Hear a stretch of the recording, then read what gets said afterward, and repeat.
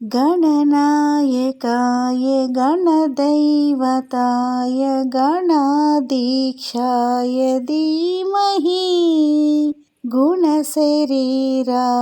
गुणमण्डिताय गुणेशानाय धीमहि गुणातीताय गुणाधीक्षाय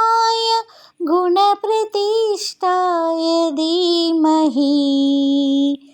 एकदन्ताय वक्रतुण्डाय गौरीतनयाय धीमहि गजेशानाय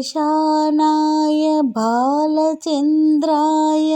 श्रीगणेशाय